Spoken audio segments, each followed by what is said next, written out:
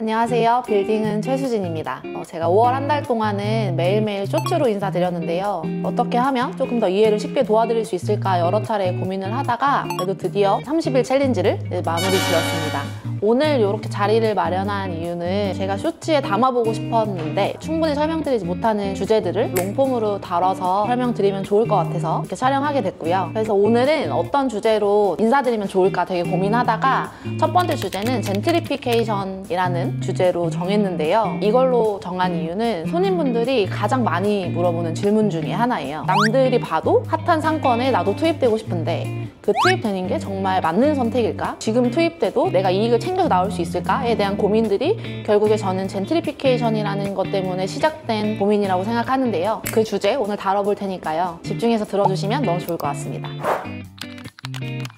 젠트리피케이션은 지역을 개발하고 상권이 활성화되면서 지역이 들어가고자 하는 그 수요가 극대화되면서 나타나는 현상인데요.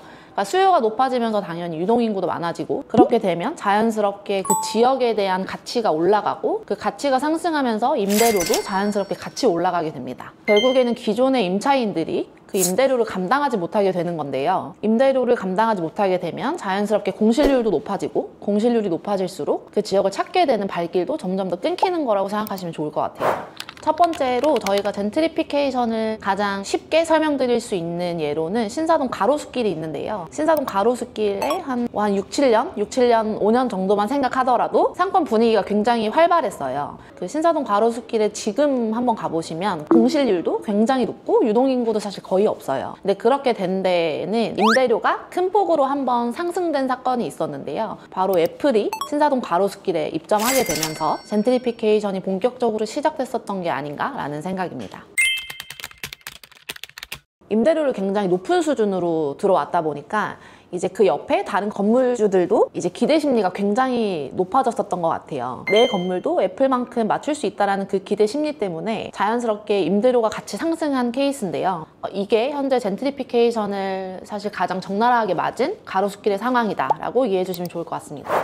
그럼 반면 지금 손님들이 젠트리피케이션을 가장 우려하는 지역이 어디냐라고 한다면 단연 1등은 성수동 이라고 생각합니다. 지금 성수동을 가보면 사실 사람도 정말 많고 유동인구도 진짜 많은데요. 지금 누가 봐도 상권이 굉장히 활발한 이 성수동을 왜 투자하는데 망설일까? 라고 이제 생각을 해보면 사실 가장 큰 이유는 가로수길이 아닌가 싶어요. 성수동이 사실 이 정도로 유동인구를 끌어들일 수 있었던 가장 큰 이유는 저는 K컬처를 굉장히 잘 저격하지 않았나라는 생각이거든요. 사실 K컬처가 지금 전 세계적으로 굉장히 핫한 주제잖아요. K팝, K드라마, 그리고 K뷰티 그런 전반적인 K컬처를 성수동이라는 상권 안에 되게 잘 녹였다라고 생각을 해요. 그러면서 자연스럽게 대기업들의 투자가 지속적으로 이루어지고 있어요. 그렇다 보니까 건물에 팝업들도 정말 많이 생겼고 팝업이 성지라고 불릴 만큼 성수동이 지금 굉장히 상권이 많이 활발해졌거든요. 그러다 보니까 아까 말씀드렸던 것처럼 임대료가 사실 전보다 훨씬 많이 뛰었어요. 지금 성수동은 사실 단기 팝업 기준으로 했을 때 물론 평수에 따라 다르겠지만 적게는 200에서 500만 원 그리고 많게는 하루에 2천만 원까지 내면서 임대를 하고 있는 대기업들이 굉장히 많거든요. 근데 소상공인들이라던가 자영업자 같은 경우는 사실 그 정도의 높은 임대료를 감당할 수 없기 때문에 들어오지도 못할 뿐더러 그리고 건물주 입장에서도 한 번 계약을 맺어서 내보내기 힘든 임차인보다는 그냥 단기로 팝업을 계속 운영하면서 수익을 올리는 구조로 많이 진행을 하고 있어요. 근데 그러다 보니까 이 계속 높아지는 임대료를 만약에 새로운 임차인들이 들어왔을 때 그 임차인들이 충분히 그걸 버틸 수 있느냐에 대한 걱정을 정말 많이 하는 것 같은데 그러다 보니까 자연스럽게 성수동의 젠트리피케이션이라는 단어가 계속해서 따라서 나오는 것 같고요. 성수동은 사실 여러 손님분들이 굉장히 걱정을 하고 있는 지역은 맞다라고 생각해요. 이미 너무 임대료가 높기 때문에 사실 지금 대기업이 아닌 이상 그 임대료를 감당할 수 있는 자영업자들이나 소상공인들은 저는 없다라고 생각하거든요. 근데 그 대기업들이 언제까지 이 성수동에 투입되고 싶어 하느냐, 저는 그게 되게 키포인트 중에 하나일 거라고 생각해요. 그래서 대기업들이 끊임없이 계속 투자를 하려고 하고 지금도 투자할 만한 가치가 있는 땅이라면 더 투자를 하고 싶어 하는 추세이기 때문에 앞으로 향후 몇 년간은 그래도 충분히 투자를 고려해봐도 되는 지역이 아닌가라는 생각이에요.